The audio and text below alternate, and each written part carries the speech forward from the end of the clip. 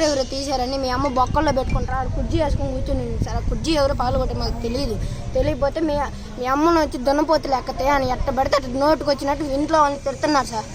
ఒక్క పాలు బయట 50 మందికి పోస్తున్నారు సార్.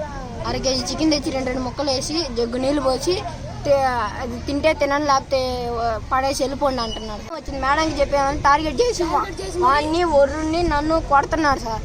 బయోమెట్రిక్ వేయించడానికి గణేష్పురం, జనార్దనపురం, మళ్ళీ వచ్చింది నందిగుంట, ఎస్టీ కాలనీ, సాకలకొండ ఈ 3కి తమ్మే వేయించుకొని పోతున్నారు సార్. 2 రోజులు సెలవు వచ్చిందంటే ఖచ్చితంగా పంపిస్తాడు సార్. అది బయోమెట్రిక్ అయితే పంపిస్తాడు. ఫిల్టర్ నీళ్ళు వచ్చేసి ఇంటికి ఎత్తుకొని పోతాడు. ఒక్క పెరుగు బయట తెచ్చేది నీళ్లు పోసి అది బయట నిండా పోస్తాడు, అందరూ పోస్తాడు సార్. అసలు ఇతర వార్డులా లేక వ్యక్తిగతంగా దోషంలో దిగుతున్నా అనేది అర్థం కావడం లేదు. ఏదైతే భాస్కర్ రావు మాట్లాడిన తీరు చూస్తూ ఉంటే, ఇక్కడ విద్యార్థులు అడుగుతూ ఉంటే ఒక్కొక్క విద్యార్థి చెప్తే ఆ బాధ వర్ణాతీతంగా ఉంది. ఎందుకంటే ఆ విద్యార్థులు చెప్తున్న మాటలు చూస్తూ ఉంటే వల్గర్గా కనీసం ఇంట్లో కనీసం తల్లిదండ్రులు కూడా మాట్లాడరు. అలాంటి వ్యాఖ్యలు మాట్లాడుతూ ఉండంటే అసలు భాస్కర్ రావు వార్డునా లేక ఎందుకు ఈ ఉన్నతాధికారులు ఈ వార్డుని ఇంకా కొనసాగిస్తూ ఉన్నారో అర్థం కావటం లేదు. ఇమీడియట్లుగా ఏదైతే ఈ జిల్లా సోషల్ వెల్ఫేర్ డీడీ గారు తక్షణమే స్పందించి ఈ వార్డుని గారిని తక్షణమే సస్పెండ్ చేయాలా.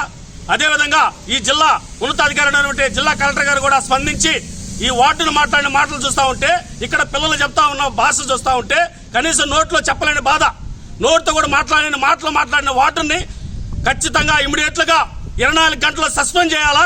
సస్పెండ్ చేయని పక్షాన అవసరమైతే ఇంజమూరు మండల కేంద్రంగా చేసుకుని ఇంజమూరులో ఉన్నటువంటి ఎస్సీ హాస్టల్, అదేవిధంగా ఎస్సీ విద్యార్థులు మొత్తాన్ని, అదేవిధంగా విద్యార్థి సంఘాలు ఏదైతే ఏవిఎస్ ఆధ్వర్యంలో, అదేవిధంగా ఎంఆర్పీఎస్ ఆధ్వర్యంలో ఖచ్చితంగా వార్డుని సస్పెండ్ చేసేంత వరకు కూడా ఇంజమూరు మండల కేంద్రాన్ని కూడా అవసరమైతే రహదారులు దిగ్బంధిస్తామని కూడా మేము హెచ్చరిస్తా ఉన్నాం. ఈ హాస్టల్లో ఇంచుమించు 80 మంది దాకా విద్యార్థులు ఇక్కడ ఉండి అక్కడెక్కడి నుంచి దూర ప్రాంతాల నుంచి వచ్చి ఇక్కడ ఎదురుగా ఉండే హై స్కూల్లో చదువుకుంటున్నారు. ఇక్కడ ఉండే వార్డెన్ గారు ఎవరైతే ఉన్నారో ఇక్కడ ఉండే విద్యార్థుల్ని సరిగా చూసుకోకపోగా వాళ్ళని దుర్భాషలాడుతూ ఇష్టారాజ్యంగా భూత పురాణాలతో వాళ్ళని తిప్పుతూ, వాళ్ళని కాకుండా వాళ్ళ ఇంట్లో వాళ్ళ తల్లిదండ్రులను కూడా హింసాత్మకమైన మాటలు మాట్లాడుతూ ఇక్కడ వాళ్ళకి పెట్టే ఫుడ్ ఏదైతే ఉందో కిచెన్ 1 కేజీ చికెన్ 50 మందికి పెడతాను, నీళ్లు తెచ్చి 1 జగ్గేది ఇస్తాను, మీరు ఇదే తాగాల, ఇదే చేయాలా, కోడిగుడ్లు ఏదైతే ఇవ్వట్లేదు, సబ్బు డబ్బులు ఏదైతే గవర్నమెంట్ సబ్బు డబ్బులు ఇస్తుందో అవి ఇవ్వట్లేదు, 4 సంవత్సరాలుగా వాళ్ళకి ఇవ్వట్లేదంట. ఇక్కడికి వచ్చి ఉన్నతాధికారులు కూడా ఎవరు వీళ్ళ దగ్గర నివేదిక తీసుకుని స్టూడెంట్ యొక్క ప్రాబ్లమ్స్ని వాళ్ళు రెక్టిఫై చేయడానికి కూడా ఎవరు ముందుకు రావట్లేదు. అట్లాగే వార్డెన్ కానీ మేము ఇక్కడికి వచ్చి అడిగితే మీరేం చేస్తారో చేసుకోండి, ఎవరు కంప్లైంట్ ఇస్తారో ఇసుకోండి అని చెప్పేసి ఆయన మా మీద దౌర్జన్యం చేస్తున్నాడు. అంటే దీని వెనక ఎవరన్నా అధికారులు ఆయనకి సపోర్ట్ చేస్తున్నారా అనేది మాకు కూడా తెలియడం లేదు. అట్లాగే ఇక్కడ ఉండే పిల్లల్ని కొట్టడం కూడా జరుగుతుంది. కారణం ఏదేదో చెప్తున్నాడు ఆయన ఇష్ట ప్రకారం. ఈ వాటిని సస్పెండ్ చేయాలా, మాకు ఆయన ట్రాన్స్ఫర్ వద్దు అంటే ఇక్కడ ట్రాన్స్ఫర్ చేస్తే ఇంకో దగ్గరికి ఆయన వ్యవహార శైలి ఇట్లాగే ఉంటుంది కాబట్టి ఆయన సస్పెండ్ చేయాలా. మొట్టమొదటిసారిగా మన నెల్లూరు జిల్లాలో క్యాన్సర్ సంబంధిత సంపూర్ణ వైద్య సేవలు ఇప్పుడు మన మెడికవర్ హాస్పిటల్ నందు అందుబాటులో.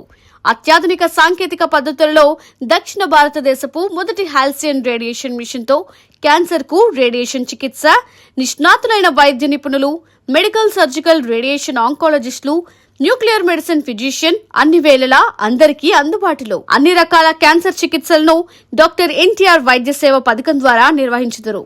మరిన్ని వివరాలకు 0861 3500 351 ను సంప్రదించండి. Medicover cancer institute, NH5, Chintareddypalem cross road, Nellore.